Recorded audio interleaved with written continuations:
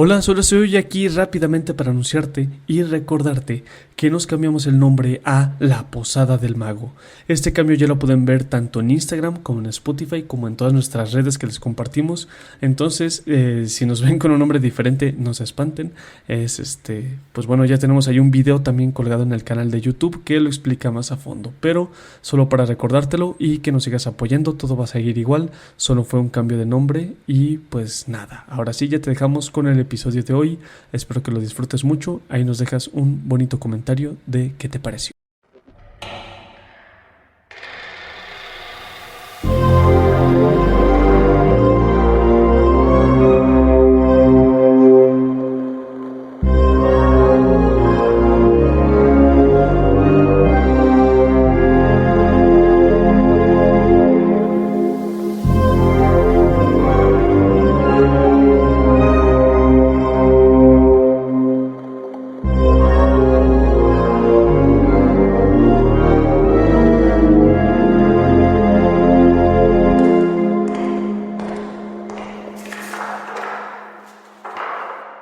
Todos tenemos algo que contar.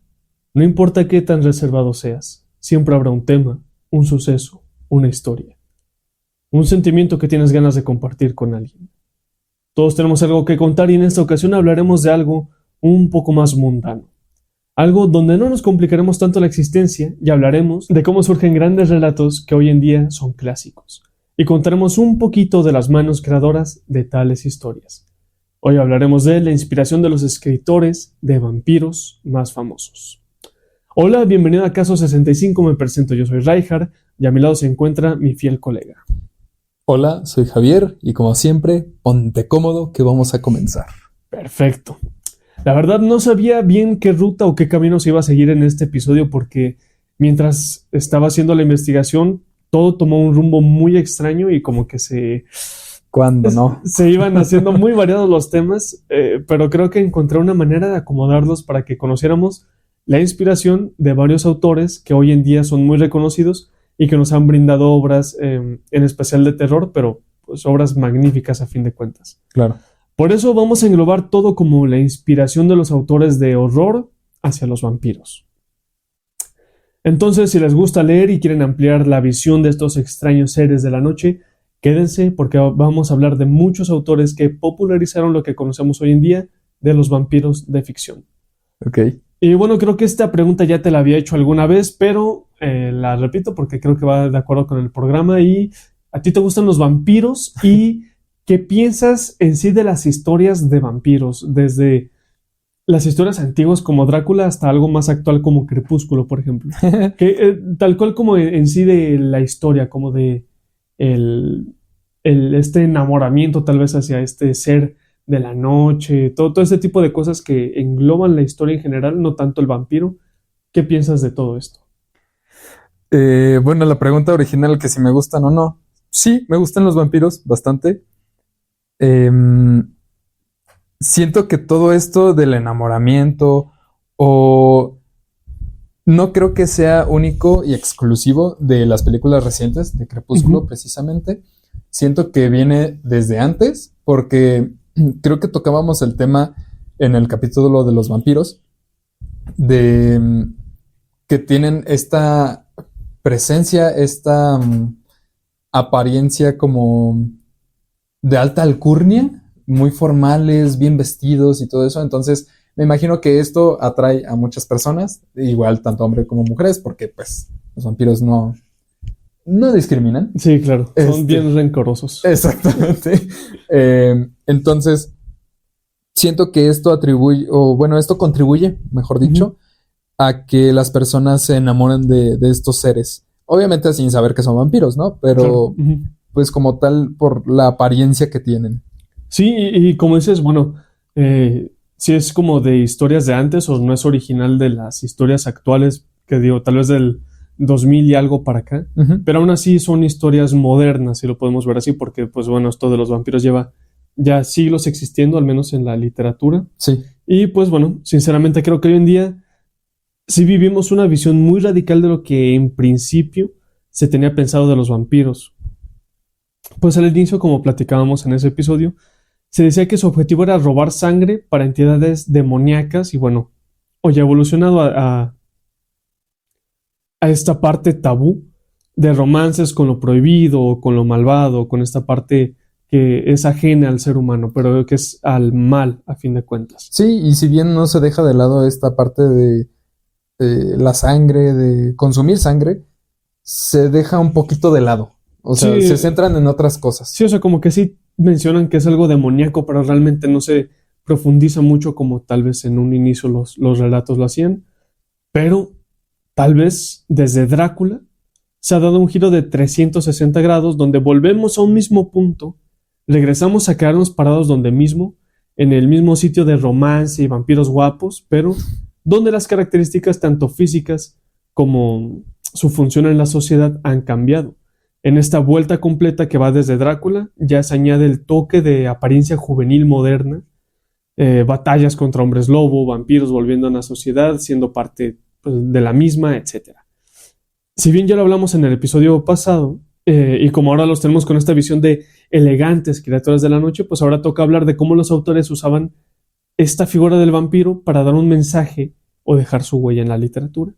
Entonces vamos a hablar de tres grandes autores que interpretan esta visión del vampiro, que son Bram Stoker, Anne Rice y uno que dejaremos para el casi final del episodio, pero ¿alguno de estos nombres te suena? ¿Sabes algo de ellos, de Bram Stoker o de Anne Rice? Me suenan los dos, pero Anne Rice me suena más de nombre, o sea, literalmente Ok. no sé nada, nada, nada.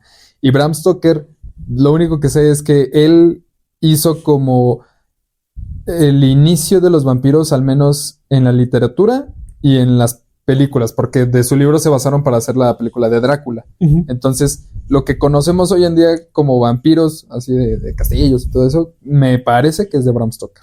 Ok, bueno, tal vez con Anne Rice vamos a ver si sí la lograbas identificar o era otra cosa, pero Va. vamos a iniciar con el más famoso, con Bram Stoker. Obvio.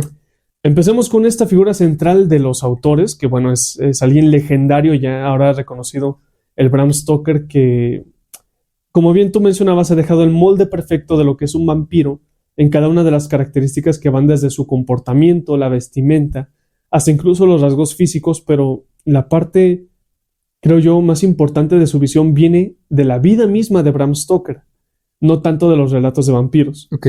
Por eso él, cuando apenas era un niño, pues fue cuando empezaba a maquinar toda esta visión de los vampiros. Así que vamos contando un poco de la historia de Bramcito. Bram Stoker, nacido en 1847 en Dublín, estuvo postrado en cama debido a que no se encontraba bien de salud, pero no se sabe qué enfermedad lo dejó en ese estado.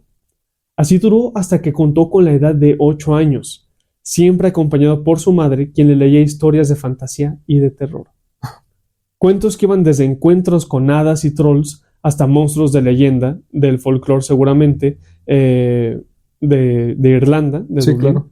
Entonces su madre muy probablemente le contaba la historia de Tir na Nog, que es una isla de la eterna juventud, a la cual se puede llegar tras la invitación de un hada, o también escuchó de Oweniagat, que es la cueva de los gatos que sirve como puente entre nuestro mundo y el de los dioses. La primera me suena a Peter Pan.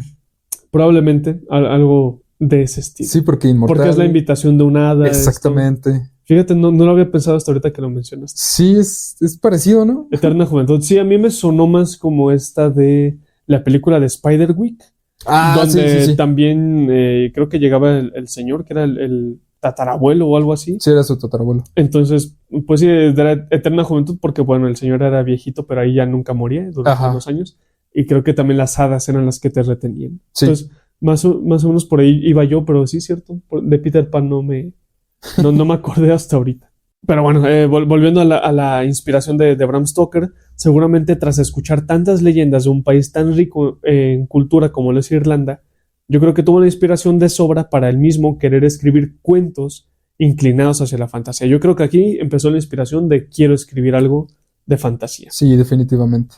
Y aquí te tengo dos datos curiosos. El primero está relacionado para los que les gustan los juegos un poco convencionales. Okay. Pues hay un juego llamado Bramble The Mountain King, donde controlas a un pequeño niño que se aventura por un mundo de criaturas, de este tipo de leyendas, donde las criaturas mágicas no siempre son buenas. Ok.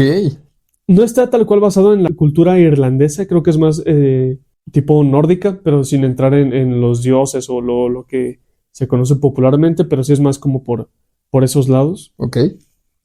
Pero aún así le da un acercamiento bastante fiel a lo que son las leyendas que se usaban de estos países para educar a los niños. Creo que son retratadas así tal cual de si no te duermes el coco te va a comer. Bueno, ese tipo de historias creo que las retratan, pero usando elementos pues del folclore nórdico. Ok. Entonces, si les gustan los juegos de horror, la fantasía oscura o las historias interesantes, les recomiendo mucho que le den una oportunidad a este juego que salió en abril de 2023. Entonces es muy canijo. reciente, sí. Genial. Es Bramble the Mountain King. Bramble, el rey de la montaña. Genial.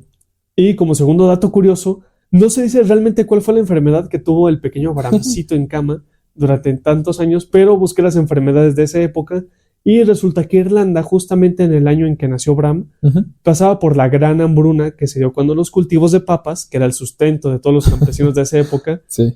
fueron azotados por la Phytophthora infestazo. Perdón. Sí. Perdón por mi pronunciación. Tampoco sabemos latín. Exacto. Que bueno, es la Phytophthora, mejor conocida como el hongo de tizón tardío.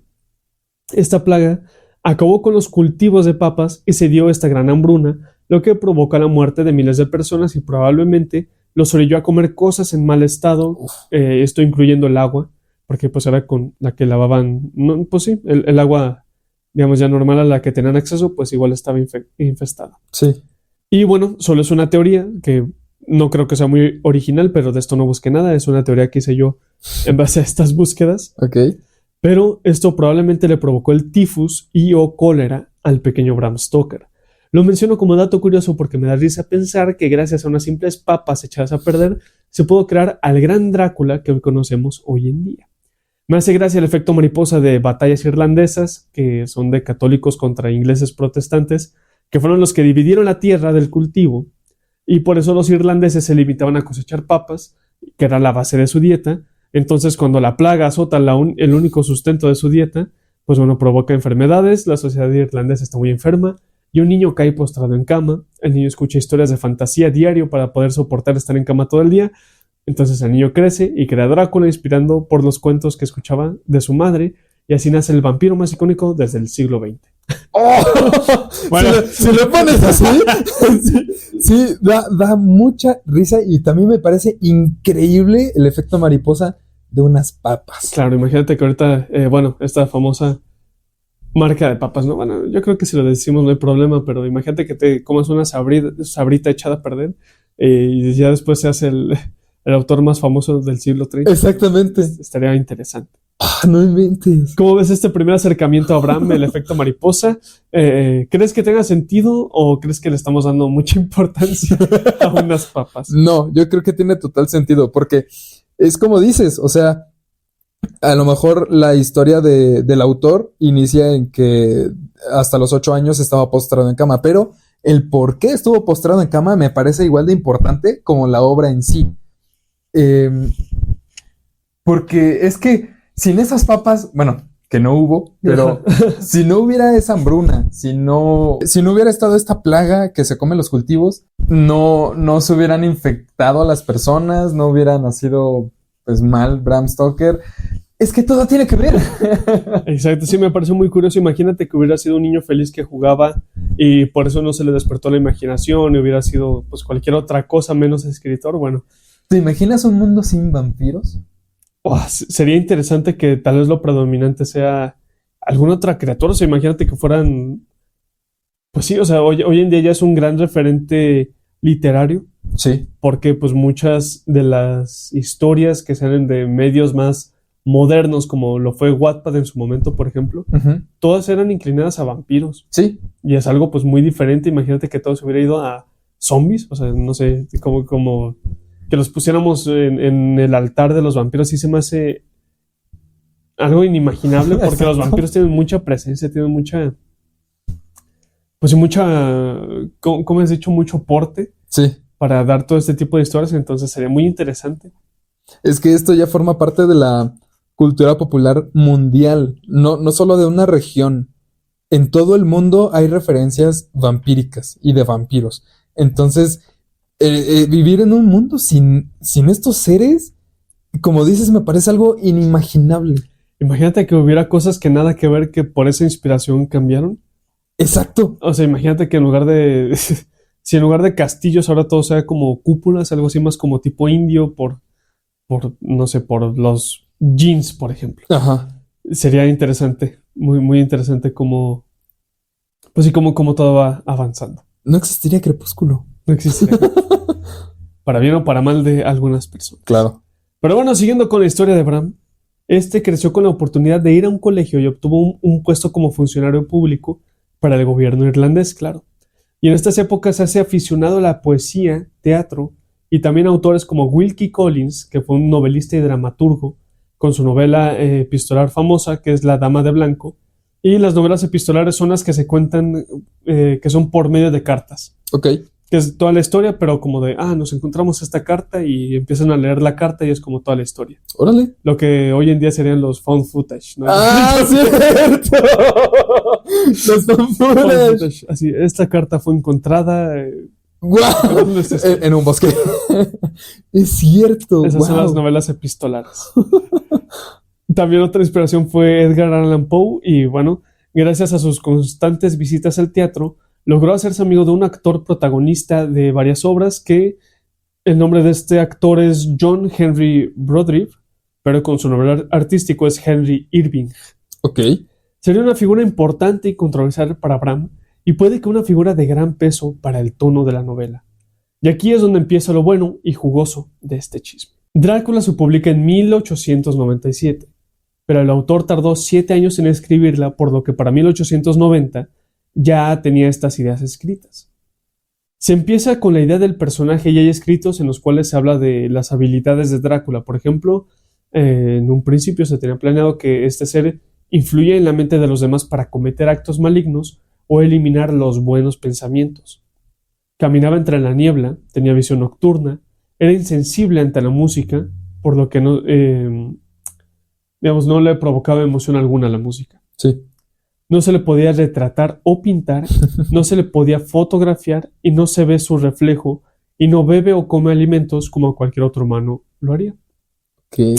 Y vamos a hablar de lo que es la base de la novela, que son los vampiros. Mucho se dice que se inspiró de Vlad Tepes III, que es Vlad el Empalador, y puede que en sí se haya inspirado en que era una figura noble y que era un sanguinario con sus víctimas, pero no es la fuente principal de su inspiración. ¿Tú conoces la historia de Vlad Tepes? He escuchado de él, pero solo eso, que lo conocían como Vlad el Empalador y ya. Ok, bueno, te voy a contar un pequeño resumen, muy básico de esta historia, igual para los que no lo conozcan. Pues rápido les comento que Vlad Tepes III fue un noble que huyó de su reino en un tratado para mantener la paz. Lo típico como de intercambio de nobles, para, Sí. ok, yo en mi familia tengo un noble, tú en tu familia tienes a un noble de mi familia, no nos vamos a hacer nada. Pero al regresar a casa en Transilvania, se encontró con toda su familia asesinada por los turcos con quienes habían firmado esta supuesta paz. Entre muchas riñas diplomáticas y en búsqueda de alianzas para recuperar el trono, que era suyo por derecho, Vlad recorrió ciudades y consiguió las influencias y el apoyo necesarios para gobernar, ahora sin pagar tributo a los turcos, lo que provocó varios enfrentamientos armados en lo que éste triunfaba y derramaba pues cuanta sangre pudiese, empalando a todas las víctimas. Fue como se ganó su apodo. Claro. O sea que digamos, en lo que buscaba recursos, en lo que buscaba estas conexiones, pues fue también cuando hizo el descontento con el gobierno turco, porque pues no pagaba impuestos, no hacía nada, se hizo una molestia realmente. Y pues bueno, esto llevando a cabo enfrentamientos muchas veces entre pues tropas y todo, él ya tenía recursos, era ya más probable que él se pudiera dar ese lujo que cuando empezó, que era pues nada más él solito. Sí. El empalamiento tal cual es encajar y pasar una estaca por el cuerpo del pobre desdichado y dejarlo clavado en el campo como una advertencia. Esta técnica la usaba para infundir el miedo tanto en aliados como en enemigos, pues se dice que incluso éste acompañaba sus comidas con la sangre de sus víctimas. Pero parece ser que Bram Stoker ya tenía una parte de la novela escrita para cuando conoció a Arminius Bunbury, que era un historiador que le contaría de Vlad III. Ok. Y este hecho solo lo inspiró para buscar leyendas vampíricas de ese lado y no basó en sí toda la figura de Drácula en este ser. Como que dijo, en esta tierra hay locos como este sujeto, o había locos como este sujeto, Ajá. quiero ver qué más hay ahí.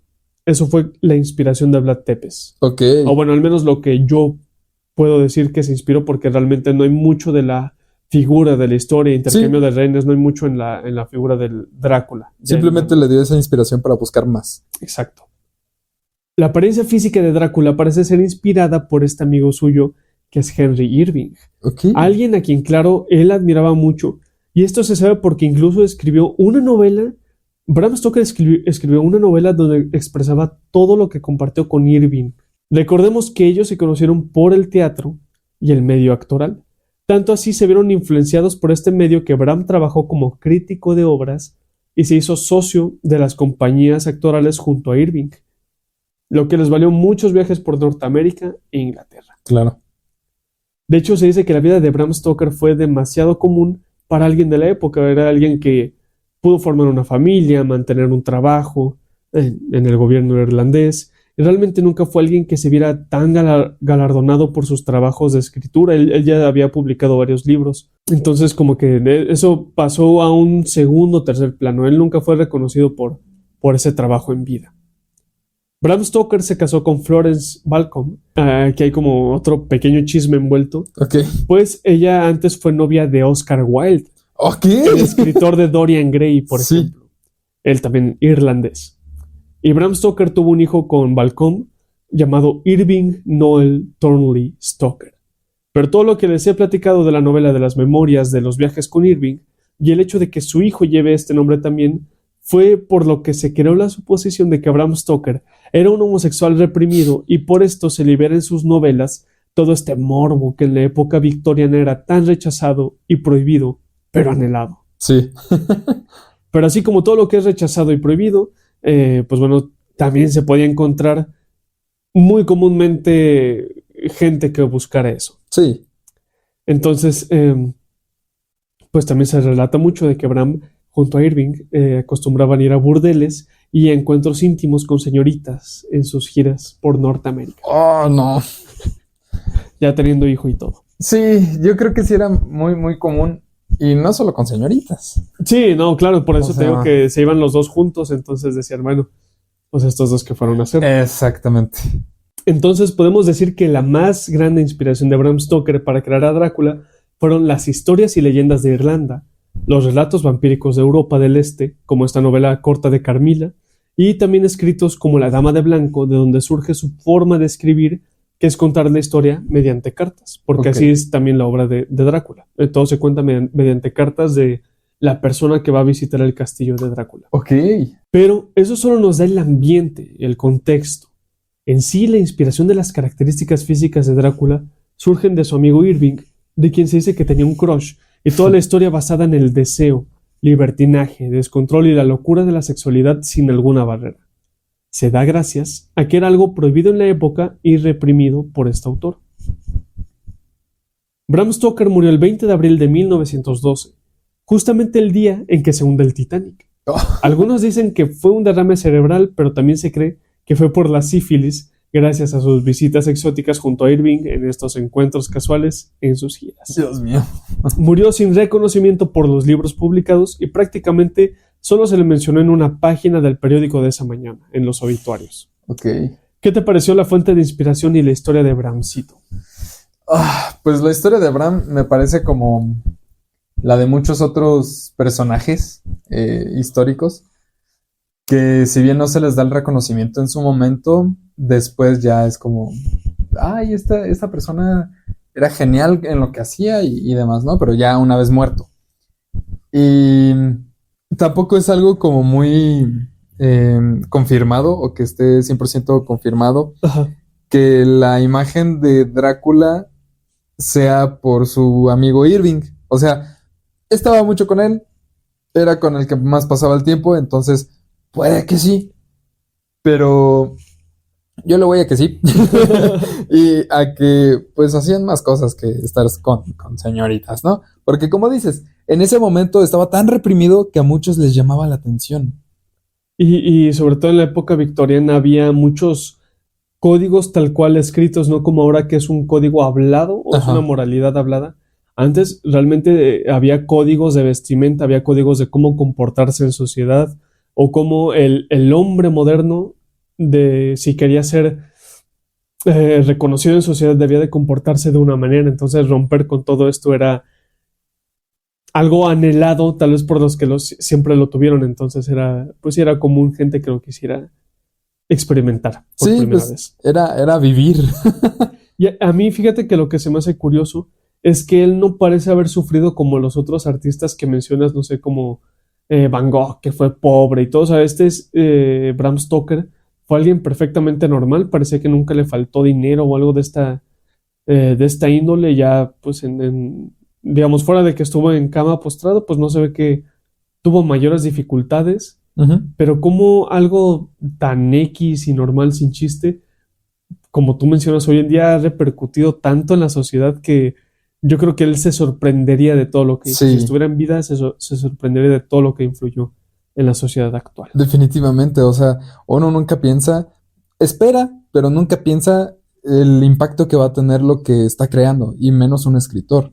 Digo, me imagino que sí debe tener algún pensamiento como, ojalá esto llegue a muchas personas, pero nunca saben realmente el impacto que va a tener en la sociedad. Exacto. Pero, bueno, vamos a seguir con los demás autores. Y justo ahora toca hablar de Anne Rice.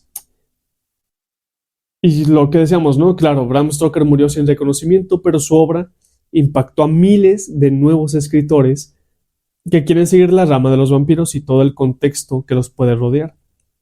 Desde los vampiros espaciales hasta adolescentes en una guerra con hombres lobo. Y precisamente aquí es donde ya se pueden dividir los bandos de los vampiros, donde son una criatura como tal y el otro bando es donde son una especie de seres malditos, pero que no dejan de ser humanos. Es como si viviéramos una división de bestia y hombre, donde hay vampiros que son más bestia, donde hay vampiros que son más hombre. Sí. Y les platicaré un poco de la autora que revolucionó el terror gótico y romántico del movimiento romanticismo, no romántico de romance, Sí, sí, sí. e impulsó el género de vampiros como seres adinerados, aristócratas y, claro, guapos. Les voy a platicar un poquito de Anne Rice y de su famoso libro, Entrevista con el vampiro. Ufas. ¿Tú sabías de este libro o conoces la película de la adaptación? Vi la película con la pequeña Kristen Dunst. Sí, En efecto. vi la película. Me parece que es una película espectacular. Está muy, muy buena. Para los que no la han visto, les recomiendo mucho verla. Y obviamente voy a leer el libro. Nunca lo había leído. Lo voy a leer ahora. Pero sí, está muy buena. Este libro de Entrevista con el vampiro, de hecho, es el primero de una saga que se llama Crónicas Vampíricas. Ok. Pero sin entrar de lleno en esta primera novela, déjenme decirles que trata de temas sumamente complejos que hoy en día me parecen inspiran toda la mitología que tenemos del tema de linaje dentro de los vampiros, y que son una sociedad oculta en paralelo con la vida mundana que vivimos los humanos normales. Este libro es sumamente actual, pues se publicó un 5 de mayo de 1976 y toma la vertiente del vampiro que conocemos como moralmente correcto. Pero la historia dista mucho de ser la típica historia de hacer el bien porque es lo que se tiene que hacer, sino que más bien nuestro vampiro protagonista ha vivido tanto y ha tenido tantas experiencias con el mal que él cree que se puede vivir bien en un mundo tan retorcido como el nuestro, velando por no dejar que se corrompa completamente todo lo que conocemos. La historia de Entrevista con el vampiro nos cuenta cómo Louis de Pointe-du-Lac decide contar su historia de vida de unos 200 años aproximadamente a un joven entrevistador. Louis cuenta cómo él era alguien sin motivos de vivir, pero que fue presa del Lestat de Lincourt, que es el vampiro de Tom Cruise. Sí. Un vampiro que decide transformarlo, pues lo encuentra sumamente bello y hermoso. Es que es Brad Pitt. Exacto. Totalmente comprensible. Sí. Pasando por diferentes tormentos y la dualidad de la inmortalidad, Lestat y Louis, Lestat es el vampiro malo, Louis es el vampiro nuevo, Ujú. el que todavía cree. Entran en una relación conflictiva de amor-odio en la cual se alejan y reencuentran en varios puntos de su vida, Luis tiene esta moral dividida e inclinada más a un existencialismo, pues vemos que hay una sociedad de vampiros que se han mezclado perfectamente entre los humanos y viven en su propia sociedad, sin restricciones, más que las de los propios seres de alto rango, ¿no? O sea, no hay tanta distinción solo de los que son exuberantemente poderosos. Claro. Incluso dentro de la historia se topan con una troupe de vampiros, que es un grupo de actores de vampiros, que en sus numerables obras han aprovechado para secuestrar a personas y devorarlas. Aquí se nos presenta la lucha de morales de primero Luis, quien cree que puede existir el mal, pero también de que se puede controlar, o sea, puede existir el mal, pero puede ser algo controlado, viviendo pacíficamente y pues sí, o sea, nada más no haciendo el mal. Uh-huh. Puede existir el mal, pero con que tú no hagas mal, está bien. Está bien. Uh-huh. Exacto. También está la parte del Stat, quien se deja llevar por los placeres de la inmortalidad, la sexualidad libre, el descontrol y todo aquello que te dé un placer instantáneo y claro. Están estos vampiros que, aunque luzcan como humanos, viven como seres completamente diferentes, con niveles morales muy distorsionados para un humano cualquiera. O sea, ya como si fuera un humano diferente, una criatura diferente. O sea, no obedece la moralidad humana. Sí, pues esta falta de moralidad, de creer poder hacer todo o de poder hacerlo. Obviamente se le va de las manos la moralidad, todas las reglas, entre comillas, de la sociedad que hay. Pues sí, vive como le gusta vivir. Exacto. Pero justamente la inspiración de Anne Rice no fue absolutamente de las leyendas vampíricas, como hizo Bram Stoker, sino que Anne se inspiraría de estos temas de existencialismo, lo que mencionabas de el bien, el mal, la moralidad, qué es ser bueno, qué es ser malo. Sí. Y más bien hace una novela sumamente melancólica. Por eso del trasfondo que se presentan estos vampiros sobre el juego que parece ser la vida, teniendo un ritmo completamente diferente al del ser humano. Lo que comentabas de la mortalidad. Uh-huh. También son seres inmortales, entonces el hacer el bien es atemporal. O sea, sí. Entonces hacer el mal también es atemporal. O sea, es una constante pues sí, de ideologías. Uh-huh. Pero lo más triste viene con la representación de uno de los personajes más emblemáticos y curiosos que se han presentado. Claudia, que es esta actriz, Kirsten Dunst, uh-huh. Una niña transformada por el mismísimo Lestat, que también transformó a Luis, uh-huh. quedando con la apariencia de una niña eternamente, pero avanzando intelectualmente con el paso de las décadas. Era una niña solo en aspecto. Esta niña tiene un origen triste, pues Anne Rice basó este personaje en su hija, Michelle Rice, quien falleció en 1972 de leucemia. Chanclas. Siendo esto 4 años antes de la publicación de la novela en 1976. Uh-huh. Si bien no es la primer niña vampiro, sí se juega con este sentimiento melancólico de que su hija se va a quedar para siempre con esa edad, quedándose con la apariencia de una niña para siempre, pues así es como ella falleció. Sí. Y claro, Anne representa esta nueva versión que vemos de estos vampiros, una nueva versión porque pues ya no se basa en la escritura gótica, como lo es Drácula de Bram Stoker, sino que ahora es una vertiente que encaja más con el romanticismo, siendo la diferencia ahora que la novela gótica representa ese misterio, el terror, mientras que el romanticismo se enfoca más en las cuestiones del individuo y realza mucho esta manera de pensar, tal vez en algo más egoísta. El vampiro gótico, a mi parecer, es terror y se enfoca en la historia que quiere contar, mientras que el vampiro del romanticismo encaja más en lo que busca el personaje y cómo se siente respecto a las cosas que percibe a su alrededor, sentando las bases para la novela y literatura moderna acerca de los vampiros, que ya no es de miedo, o sea, ya no buscan dar miedo. Exactamente. Entonces, ¿qué te pareció la inspiración de Anne Rice y los vampiros que nos presenta? Yo siento, o sea, como fanático de las películas de terror, agradezco pues que haya, ¿no? Películas de terror. Pero siento que la inspiración que tiene Anne Rice y cómo nos presenta los vampiros es siento yo que me gusta más. Porque todo esto de qué es lo que sienten estos seres, porque si bien dices no todo es bueno o malo, ellos también sienten, me imagino de repente como melancolía de sentir ese calor, como de lo bello que hay en la mortalidad, en el pasar de los años. El propósito de toda una vida pues se basa en eso, de que no solo tienes una vida, haz lo que tú quieras con esta vida, que te haga feliz, pero no lastimes a alguien, porque él también tiene su vida, ¿ok? Entonces, esto de los vampiros que viven pues eternamente, pierden propósito. Entonces, que lo veas, que lo haga ver desde ese punto de, pues, ¿qué es lo que buscan? Me parece, a mí, bueno, yo creo está mejor, porque llegan incluso a filosofar. Entonces, pues eso está increíble. Sí, exacto. Y de hecho, todas estas cuestiones se ven, bueno, al menos yo lo veo claramente retratado en la película. Entonces yo también comparto eso de que si pueden verla, se toman mucho este tipo de cuestiones, entonces totalmente recomendado. Sí. Bueno, pues ahora nos vamos un poco más atrás a este movimiento del romanticismo y de hecho se inicia con el autor del relato llamado El vampiro, pero ahora de 1819, que salió 9 años después del relato de The Vampire de John Stagg, que de ese hablamos el episodio pasado. O sea, este relato se llama igual, El vampiro, pero es posterior. O sea, no fue el primer relato de vampiros.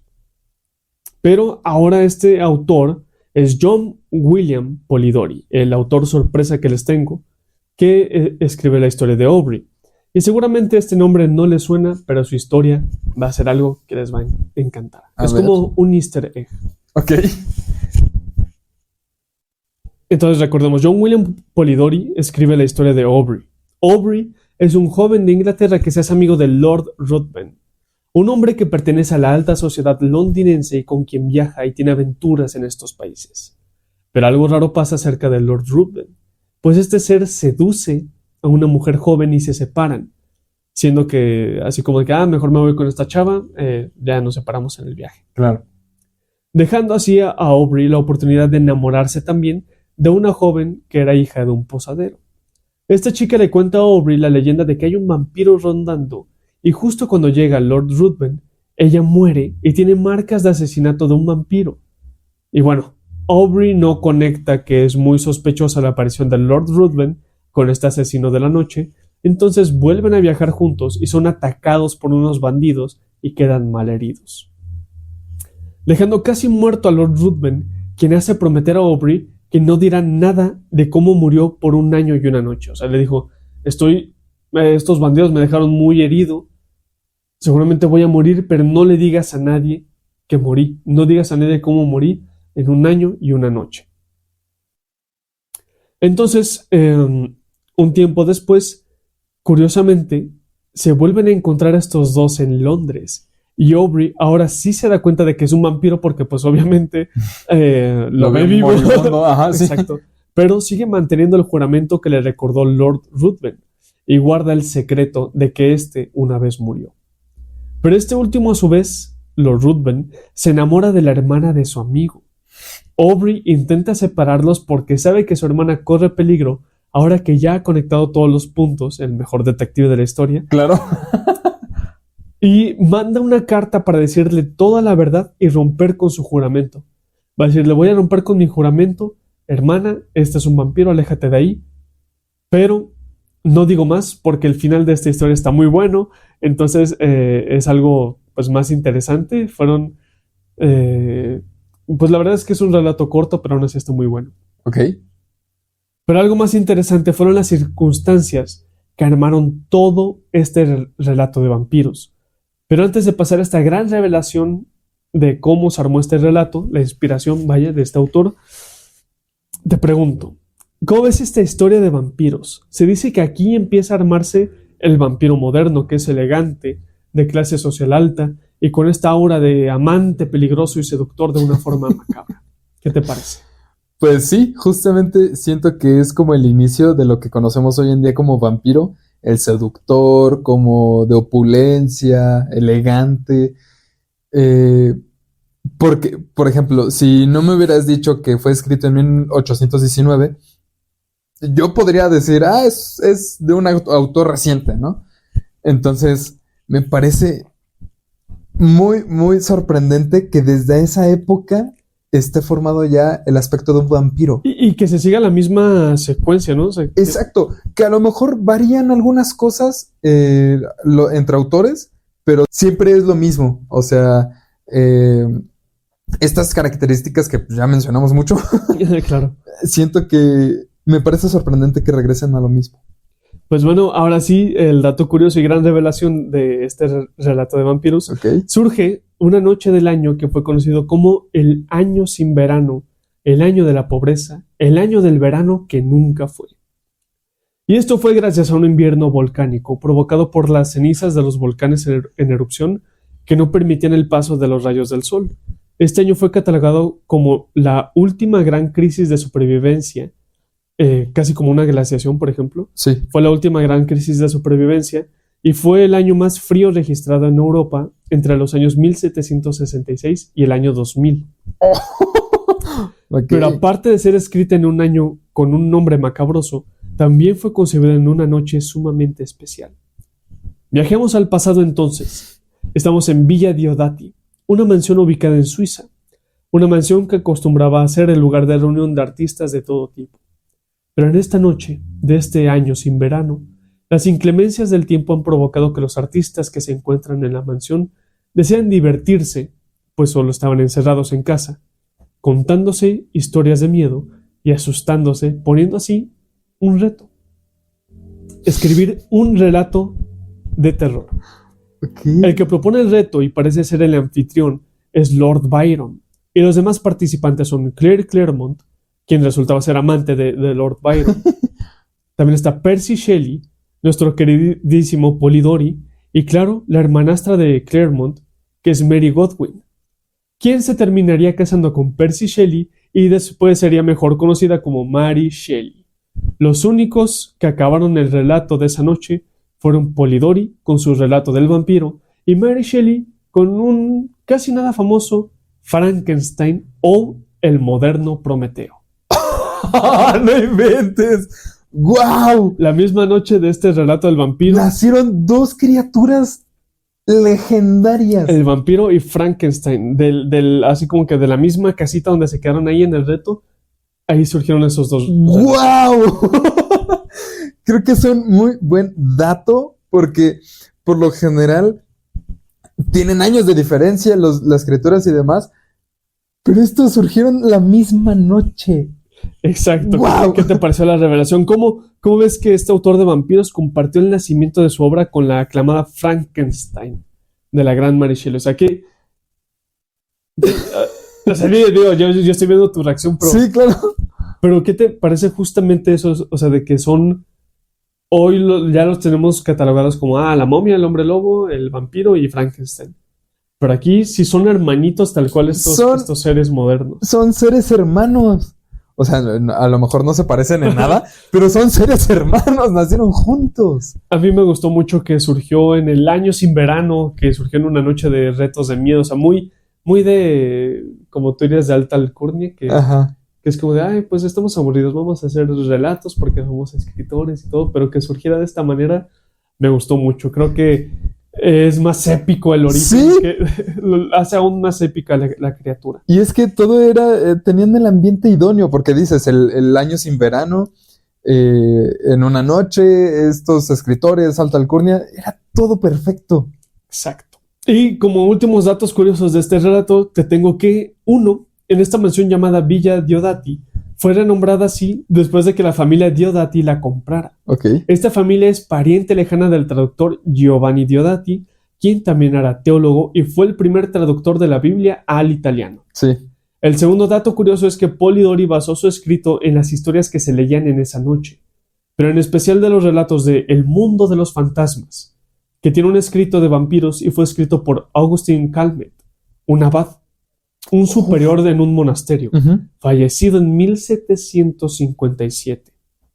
Wow. Entonces ese relato de un abad, o sea, de un monje, que tenía relatos de vampiros de casi 100 años atrás, es también curioso que se haya basado y que estuvieran en esa villa y que esa villa fuera del primer traductor de la Biblia, o sea, como que está muy conectado con el catolicismo aún así. Exactamente. Es curioso. Y aparte todo converge ahí. Exacto. Entonces, para ir cerrando el episodio, les dejo con unas últimas recomendaciones de literatura de vampiros, pero que tienden a ser historias como las de Lovecraft, que es terror hacia criaturas de otros planos de existencia.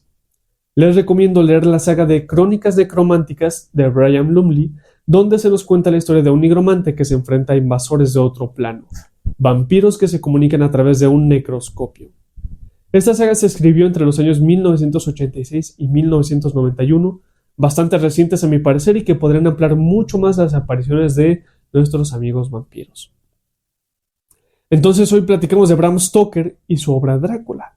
Vimos Anne Rice con su saga de crónicas vampíricas, donde está el famoso libro de Entrevista con el vampiro, y vimos a John William Polidori con su escrito El vampiro, que tiene como hermano a Frankenstein, o Frankenstein, de Mary Shelley. Y vimos a Brian Lumley con su saga de crónicas necrománticas. Y antes de terminar el episodio, les pregunto a todos en general, pero bueno, aquí nada más te tengo a ti. ¿Ha cambiado tu visión de los vampiros? ¿Te gustan más que antes? ¿Te gustó este episodio? ¿A ti qué versión de los vampiros te gusta más ahora que tenemos este conocimiento? Sí cambió mi visión de los vampiros porque, o sea, estaba muy limitada a las típicas películas de Crepúsculo, de Drácula, La historia jamás contada, todas esas recientes.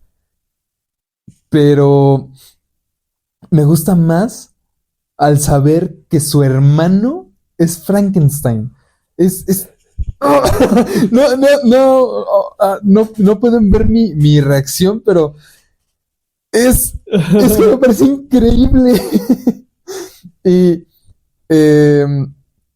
me quedo con la versión de Polidori, porque es como la que yo siempre he tenido en mente, como esa versión vampírica. Sí, claro, porque creo que hoy en día ya se está inclinando mucho a esta parte medieval de guerras y todo, desde adaptaciones como Castlevania en Netflix, también como lo que mencionabas de la historia jamás contada, que creo yo que agarran más a Vlad III que ni al Drácula, y pues es esta de guerras, de nobles, de todo más apegado a lo que fue Vlad Tepes, el empalador. Exacto. Pero a mí también me gusta más esta versión de Polidori, que es alguien de alta alcurnia, poderoso, seductor. Es el vampiro que yo me imagino que me gustaría mucho que existiera. Sí. Más que medieval, con espadas, que está muy padre y todo, pero creo que eso es más como de lo que hoy en día se ha tomado más fama, de lo que creen que fue el verdadero origen del vampiro,